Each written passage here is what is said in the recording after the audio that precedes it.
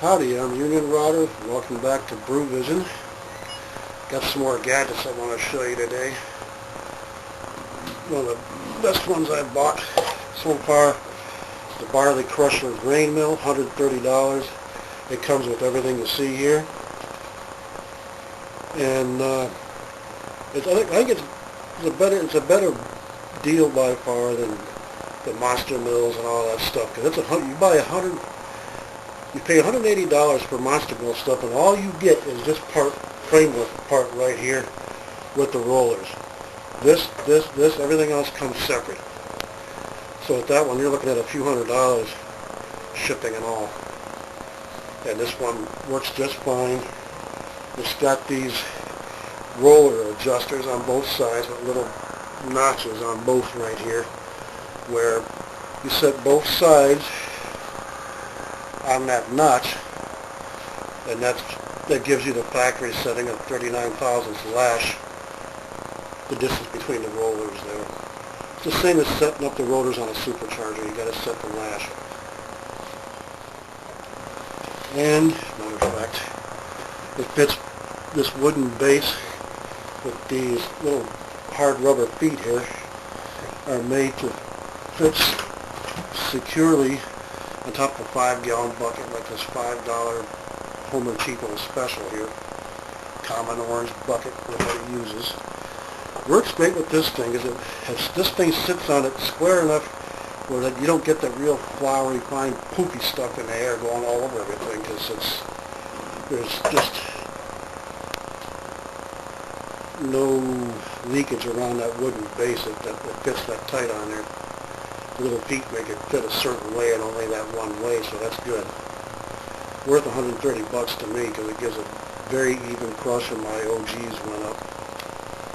Another thing, you get these like a 1-inch trim brush with a hog bristle on it here for cleaning the stuck kernels and stuff off the rotors and getting all the poofy dust off the hopper and all this stuff. I happen to get 2 of these for a couple dollars from the store. It says Good Cook on it right there. Used for basting everything, but it's still hog bristle. I think hog bristle's better. Another thing that was worth the money to me, I got at Walmart in their kitchen gadgets aisle. $20 for this digital scale. You can see it right here. 2-button operation. Weighs up to 10 pounds in pounds, kilos, grams, and ounces. So for weighing hops, priming, sugar, grains, everything, it does it all, and it's accurate to 1 or 2 decimal places depending on what unit of measurement you're using. So $20 for that is a good deal.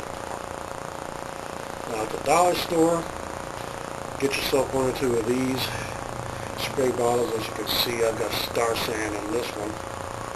Great for brew day when you got to sanitize a paddle or a spoon real quick for stirring, your thermometers for using in the mash, or for steeping in your kettle, whatever. Anything you need to sanitize real quick, hit it with some Star San and 1 of these and you're good.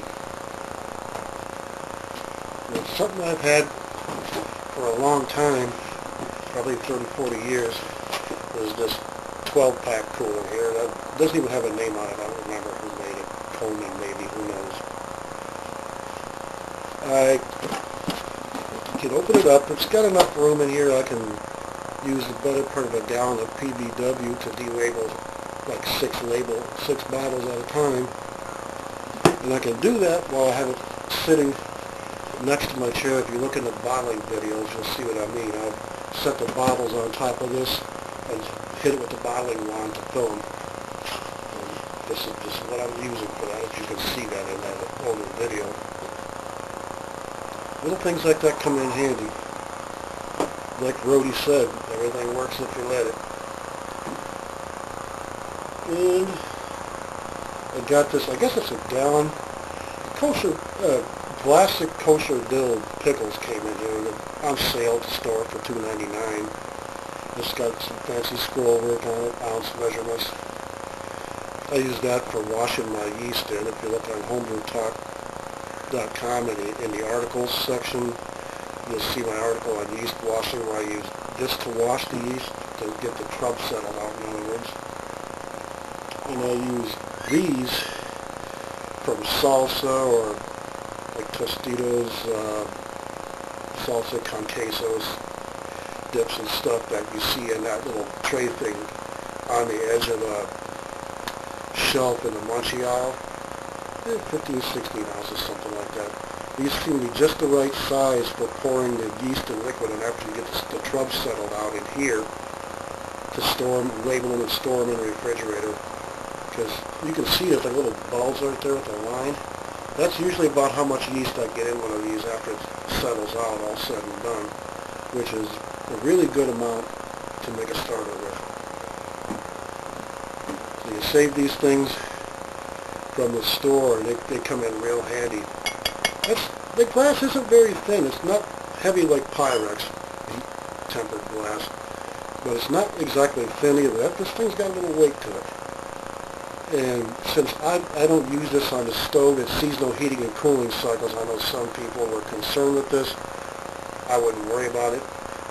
I don't put it in the refrigerator. I don't put it in the microwave. I don't put it on a stove. It doesn't see any of that. It's strictly just to settle the trub out of the yeast. And you look at that article on Homebrew Talk, as I said, and you'll see what I mean. So you don't have to worry about heating and cooling cycles because it's not Pyrex. You don't have to buy Pyrex everything. That's throwing good money after bad if it's not going to see, as I said, heating and cooling cycles. So that's it for another gadget video. Good Lord willing, the creeks don't rise. We'll see you again.